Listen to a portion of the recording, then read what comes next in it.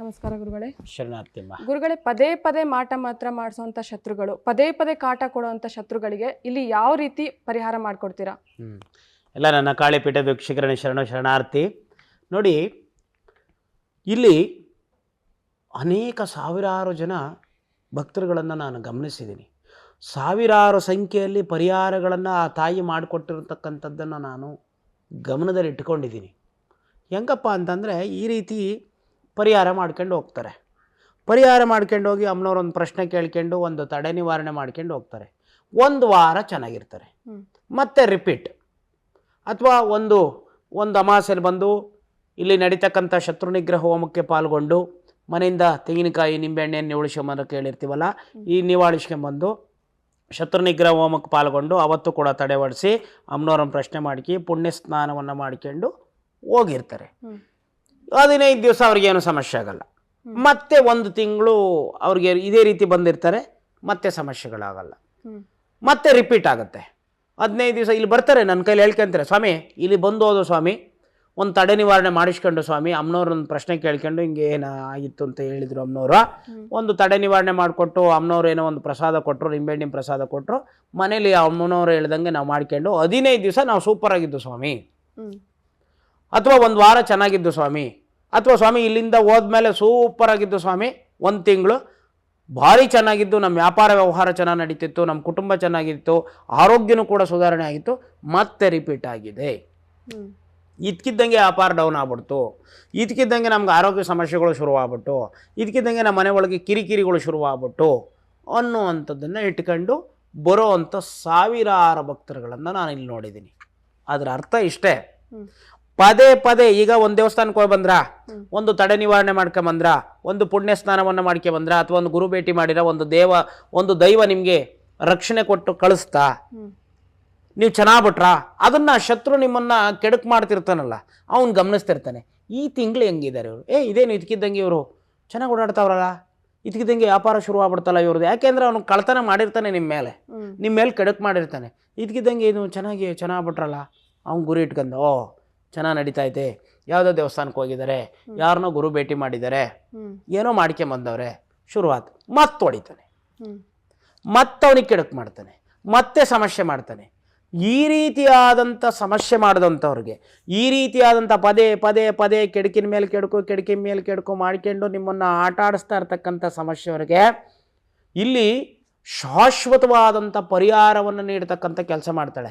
ಏನು ಮಾಡ್ತಾಳೆ ಅಂತಂದರೆ, ನಾನು ಕೆಲವು ಎಪಿಸೋಡ್ಗಳಲ್ಲಿ ಹೇಳಿದ್ದೀನಿ, ಹಿಂದಿರುಗಿಸ್ಬಿಡು ಮಗನೇ ಅಂತಾಳೆ. ಹಿಂದಿರುಗಿಸ್ಬಿಡು, ಹಿಂದಿರುಗಿಸೋದು ಅಂತಂದರೆ ರಿವರ್ಸ್ ಅಂತ ಕರಿತೀವಿ ನಾವು. ಯಾರು ಮಾಟ ಕೂಟ್ಲುಗಳನ್ನು ಮಾಡಿಸಿ ನಮ್ಮನ್ನು ಹಾಗೆ ಮಾಡಿ ನಮ್ಮನ್ನ ಮೇಲೆ ದೌರ್ಜನ್ಯ ಮಾಡಿ ನಮ್ಮ ವ್ಯಾಪಾರ ಕೆಡಿಸಿ ನಮ್ಮ ಕುಟುಂಬ ಕೆಡಿಸಿ ಆಟ ಆಡ್ತಾ ಇದ್ದಾರಲ್ಲ, ಅವ್ರು ಮಾಡಿದ್ದು ಅವರೇ ಊಟ ಮಾಡಿಬಿಡ್ಬೇಕು. ಹಿಂದಿರುಗಿಸುವಂಥ ಕೆಲಸವನ್ನು ಆ ತಾಯಿ ಮಾಡ್ತಾ ಇದ್ದಾಳೆ. ಇಲ್ಲಿ ಶಾಶ್ವತ ಪರಿಹಾರ ಕೇಳಿದ್ರಲ್ಲ, ಆ ಶಾಶ್ವತ ಪರಿಹಾರ ಇಷ್ಟೇ. ನಮ್ಮ ಕ್ಷೇತ್ರದಲ್ಲಿ ಹಿಂದಿರುಗಿಸ್ತಕ್ಕಂಥ ಒಂದು ಕೆಲಸವನ್ನು ಆ ತಾಯಿ ಮಾಡಿಕೊಡ್ತಾ ಇದ್ದಾಳೆ. ಹಿಂದಿರುಗಿಸಿದ್ದೆ, ಈ ಕ್ಷೇತ್ರಕ್ಕೆ ಬಂದು ಹಿಂದಿರುಗಿಸಿದ್ದೆ ಆದರೆ ಇನ್ನು ಜೀವಮಾನದಲ್ಲಿ ನಿಮಗೆ ಮಾಟ ಕೂಟ್ಲುಗಳು ಕಾಡಲ್ಲ. ಮತ್ತೆ ಅಮ್ಮನವ್ರದ್ದು ಒಂದು ಚಕ್ರಸ್ಥಾಪನೆಯನ್ನು ಕೊಡ್ತಾಳೆ, ಅಂದರೆ ಕಟ್ಲೆ ಅಂತ ಕರಿತೀವಿ ನಾವು ಅದನ್ನು. ಚಕ್ರಸ್ಥಾಪನೆಯನ್ನು ಕೊಡ್ತಾಳೆ, ಅಷ್ಟದಿಗ್ಬಂಧನವನ್ನು ಮಾಡಿಕೊಡ್ತಾಳೆ. ಅಷ್ಟದಿಗ್ಬಂಧನವನ್ನು ಮಾಡ್ಕೊಂಡು ನೀವು ಹಿಂದಿರುಗಿಸಿ ಶತ್ರುಗಳ ಉಪಟಳವನ್ನು ಹಿಂದಿರುಗಿಸಿದೆ ಓದದ್ದೇ ಆದರೆ ನಿಮಗೆ ಪದೇ ಪದೇ ಕಾಟ ಕೊಡ್ತಕ್ಕಂತಹ ವಾಮಾಚಾರಗಳನ್ನು ಮಾಡಿ ನಿಮಗೆ ಹಾಳು ಮಾಡ್ತಕ್ಕಂಥವರು ಇದ್ಕಿದ್ದಂಗೆ ಸ್ತಂಭನ ಆಗಿ ಹೋಗ್ತಾರೆ. ಅವರು ಮಾಡ್ಕೊಂಡು ಅವ್ರ ದುಡ್ಡು ಖರ್ಚಾಗ್ತಾ ಇರುತ್ತೆ ವಿನಃ ನಿಮ್ಮನ್ನು ಒಂದು ರೋಮನು ಕೂಡ ನಿಮ್ಮನ್ನು ಟಚ್ ಮಾಡೋದಕ್ಕೆ ಆಗಲ್ಲ ಅವ್ರ ಕೈಲಿ. ಅಂಥ ಒಂದು ಶಾಶ್ವತ ಪರಿಹಾರವನ್ನು ಕೊಡ್ತಾಳೆ. ಅದು ಅಮಾವಾಸ್ಯೆ ದಿವಸ ಆಗಿರುತ್ತೆ, ಶುಕ್ರವಾರ ಮತ್ತು ಭಾನುವಾರ ಆಗಿರುತ್ತೆ. ಇಲ್ಲಿ ಆ ರೀತಿಯಾದಂಥ ಸಮಸ್ಯೆ ಅನುಭವಿಸೋರಿಗೆ ದೀರ್ಘಕಾಲವಾದ ಶಾಶ್ವತವಾದ ಪರಿಹಾರ ಬೇಕಾ, ಬನ್ನಿ ಕ್ಷೇತ್ರಕ್ಕೆ, ಅಮ್ಮನವ್ರು ಪ್ರಶ್ನೆ ಮಾಡ್ಕೊಳ್ಳಿ, ಕಟ್ಟು ಹೊಡಿಸ್ಕೊಳ್ಳಿ, ಕಟ್ಟಾಗಿ ನಿವಾರಣೆ ಆಗಲಿಲ್ಲ, ಶತ್ರುಗಳಿಗೆ ಹಿಂದಿರುಗಿಸ್ಬಿಡಿ, ಯಾರು ಮಾಡಿದರೆ ಅವ್ರಿಗೆ ಹಿಂದಿರುಗಿ ಕೇಳಿ. ಆ ರೀತಿಯಾದಂಥ ಶಾಶ್ವತ ಪರಿಹಾರವನ್ನು ಕೊಡ್ತಕ್ಕಂಥ ಕಾರ್ಯವನ್ನು ಆ ತಾಯಿ ಮಾಡ್ಕೊಂಡು ಬಂದಿರತಕ್ಕಂಥದ್ದು ಬಹಳ ವಿಶೇಷ. ಗುರುಗಳೇ, ಮತ್ತೆ ನಮಗೆ ಕೆಡಕ್ ಮಾಡಿದ್ದಾರೆ ಶತ್ರುಗಳು ಅಂತ ನಮಗೆ ಹೇಗೆ ಗೊತ್ತಾಗುತ್ತೆ? ಈಗ ನಾನು ಒಂದು ಮಾತನ್ನು ಹೇಳಿದೆ ಪ್ರಥಮವಾಗಿ, ನಾವು ಇಲ್ಲಿ ಬಂದು ತಡೆ ಹೊಡಿಸ್ಕೊಂಡು ಹೋದ್ವಿ, ಇಲ್ಲಿ ಬಂದು ಏನೋ ಒಂದು ಪರಿಹಾರ ಹೇಳಿದ್ಲು ತಾಯಿ, ಮಾಡ್ಕೊಂಡು ಹೋದ್ವಿ ಸ್ವಾಮಿ, 1 ವಾರ ಚೆನ್ನಾಗಿ ವ್ಯಾಪಾರ ನಡೀತಿತ್ತು, 1 ವಾರ ಆರೋಗ್ಯ ಚೆನ್ನಾಗಿತ್ತು, ಮತ್ತೆ ರಿಪೀಟ್ ಆಯ್ತು. ಅಲ್ಲೇ ನೀವು ತಿಳ್ಕೋಬೇಕು, ಹೌದು ನಮಗೆ ಮತ್ತೆ ಕೆಡಕ್ ಮಾಡಿದ್ದಾರೆ. ಮಾಡಿದ್ದಾರೆ. ಹಂಗಾಗ್ತಿದ್ದಂಗೆ ಇಮಿಡಿಯೇಟ್ಲಿ ಅಮ್ಮನವರ ಪ್ರಶ್ನೆಗೆ ಬರ್ಬೇಕು ನೀವು. ಪ್ರಶ್ನೆ ಬಂದು ಅಮ್ಮನವ್ರ ಬರವಣಿಗೆ ಮೂಲಕವಾಗಿ ಹೇಳ್ಕೊಡ್ತಾರೆ, ಇಲ್ಲಪ್ಪ ತಿರ್ಗಾ ಇವನೇನೋ ತೊಂದರೆ ತಾಪತ್ರೆಗಳನ್ನು ಮಾಡಿದ್ದಾರೆ. ಆಗ ನೀವು ಶಾಶ್ವತ ಪರಿಹಾರವನ್ನು ಸೂಚಿಸ್ತಾಳ ಆ ತಾಯಿ. ಆ ಸೂಚಿಸಿದಾಗ ಹೋಮ ಪಾಲ್ಗೊಳ್ಳುವಂಥದ್ದು, ಆ ತಾಯಿ ಏನು ಪರಿಹಾರವನ್ನು ಹೇಳ್ತಾಳೋ ಆ ಪರಿಹಾರವನ್ನು ಮಾಡಿಸ್ಕೊಳ್ಳೋವಂಥದ್ದು ಬಹಳ ವಿಶೇಷ. ಗುರುಗಳೇ, ಭಕ್ತಾದಿಗಳು ಈ ಸನ್ನಿಧಾನಕ್ಕೆ ಬರೋಕ್ಕೂ ಮುಂಚೆ ಮನೆ ದೇವ್ರನ್ನ ಬೇಡ್ಕೊಂಡು ಬರ್ಬೇಕಾಗತ್ತಾ? ಒಳ್ಳೆ ಪ್ರಶ್ನೆ ಇದು. ಇದು ಎಲ್ಲರಿಗೂ ಕೂಡ ಕಾಡ್ತಾ ಇತ್ತು.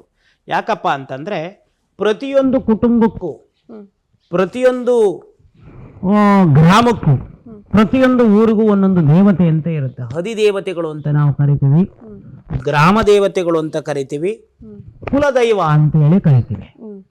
ಮೊದಲು ನಮ್ಮ ಕುಲದೈವ ನಮಗೆ ಆಶೀರ್ವಾದ ಮಾಡ್ತಾ ಇದೆಯಾ ಅದನ್ನ ಗಮನಿಸ್ಬೇಕು.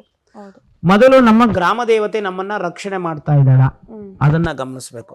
ಮೊದಲು ನಮ್ಮ ಪಟ್ಟಣ ದೇವತೆ ನಮ್ಮನ್ನ ರಕ್ಷಣೆ ಮಾಡ್ತಾ ಇದ್ದಾಳ ಅದನ್ನ ಗಮನಿಸ್ಬೇಕು.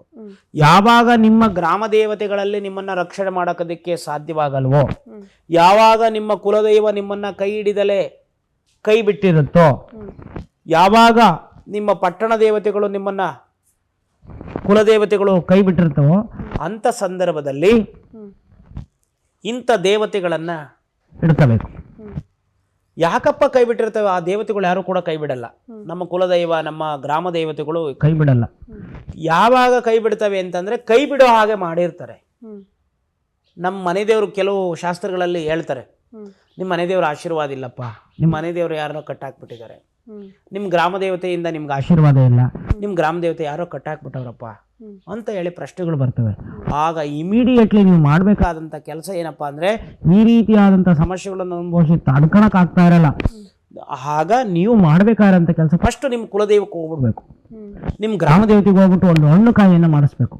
ಹಣ್ಣು ಕಾಯಿಯನ್ನು ಮಾಡಿಸ್ಬಿಟ್ಟು, ತಾಯಿ ಈ ರೀತಿಯಾದಂಥ ಸಮಸ್ಯೆಗಳನ್ನು ಮಾಡಿದರೆ ಇಂಥ ದೈವಕ್ಕೆ ನಾನು ಹೋಗ್ತಾ ಇದ್ದೀನಿ, ಅಲ್ಲಿ ನನಗೆ ರಕ್ಷಣೆ ಸಿಗಬೇಕು ಅಂತೇಳಿ ಬೇಡಿ ಬಂದ್ಬಿಡ್ಬೇಕು. ಆ ಬೇಡಿ ಬಂದಾಗ ಈ ತಾಯಿ 100ಕ್ಕೆ 100 ಕೈ ಹಿಡಿದು ಬಿಡ್ತಾಳೆ. ಕೈ ಹಿಡಿದಾಗ ನಿಮ್ಮ ಗ್ರಾಮ ದೇವತೆಗಳನ್ನ ಕಟ್ಟಿದಾರಾ, ನಿಮ್ಮ ಕುಲದೈವವನ್ನ ಕಟ್ಟಿ ನಿಮ್ಮನ್ನು ಆಟ ಆಡಿಸ್ತಾ ಇದ್ದಾರಾ ಅನ್ನುವಂಥ ಒಂದು ಪ್ರಶ್ನೆ ಆ ತಾಯಿ ಬರವಣಿಗೆ ಮೂಲಕವಾಗಿ ಹೇಳ್ತಾಳೆ. ಆ ಹೇಳ್ದಿ ನಿಮಗೆ ಇರ್ತಕ್ಕಂಥ ಸಮಸ್ಯೆಗಳನ್ನು ಒಂದು ತಡೆ ನಿವಾರಣೆ ಮೂಲಕವಾಗಿ ಮಾಡಿಕೊಡ್ತಾಳೆ.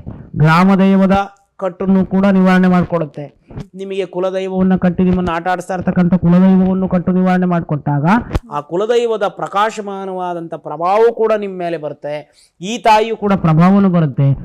ಆಗ ನಿಮ್ಮ ಮನೆ ಒಳಗಿರ್ತಕ್ಕಂಥ ಅನೇಕ ಸಮಸ್ಯೆಗಳು ಇದ್ದಕ್ಕಿದ್ದಂಗೆ ಮಂಜು, ಬಿಸಿಲು ಕಾಣ್ತಿದ್ದಂಗೆ, ರವಿಯ ಸೂರ್ಯ ಕಿರಣಗಳು ಹೊರಹೊಮ್ಮುತ್ತಿದ್ದಂಗೆ ಮಂಜು ಕರಗುತ್ತಲ್ಲ, ಆ ರೀತಿಯಾದಂಥ ನಿಮ್ಮ ಸಮಸ್ಯೆಗಳು ಕರಗಿ ಹೋಗ್ಬಿಡುತ್ತೆ. ಒಳ್ಳೆ ಮಾಹಿತಿನ ತಿಳಿಸ್ಕೊಟ್ಟಿದ್ದೀರಾ ಗುರುಗಳೇ, ಧನ್ಯವಾದಗಳು.